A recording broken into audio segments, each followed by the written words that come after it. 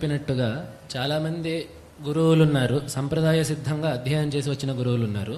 కొంతమంది వాళ్ళపాటికి వాళ్ళు పుస్తకాలు చదువుకొని గురువులుగా చలామణి అవుతున్న వాళ్ళు ఉన్నారు.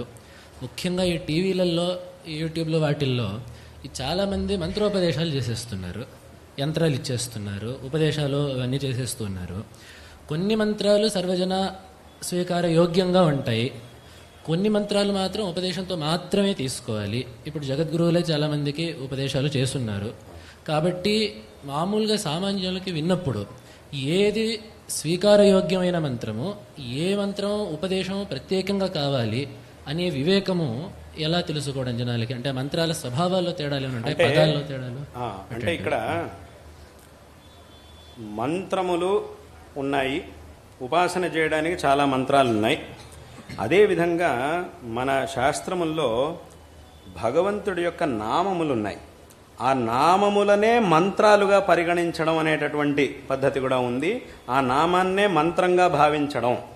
ఎందుకంటే మంత్రము అనేటటువంటిది ఏమిటి? ఎవరైతే ఆ మంత్రాన్ని జపిస్తారో, ఉపాసన చేస్తారో వాళ్ళని కాపాడి వాళ్ళకి శ్రేయస్సుని కలిగించేటటువంటిదే మంత్రం.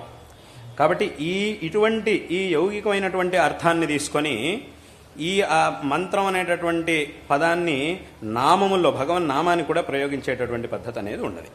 కాబట్టి ఈ రకంగా ఆ భగవన్ నామాన్ని, అందుకే నామమంత్రం అని కూడా అంటూ ఉంటాం. నామమంత్రం అంటే ఏమిటి? నామాన్నే మంత్రంగా ఉపదేశింపబడి ఆ మంత్రంగా దాన్ని అనుష్ఠించడం అని.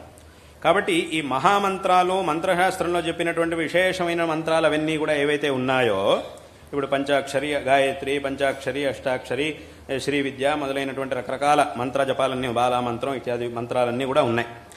వీటన్నిటినీ మాత్రం ప్రత్యక్షంగా గురు శుశ్రూష చేసి గురువు యొక్క అనుమతిని తీసుకొని గురుముఖత మాత్రమే తీసుకోవాలి. ఈ నామమంత్రములనేవి ఏవైతే ఉన్నాయో వాట్లని ఎలాగైనా సరే ఉపదేశం తీసుకోవచ్చు, ఎలాగైనా సరే పర్వాలేదు.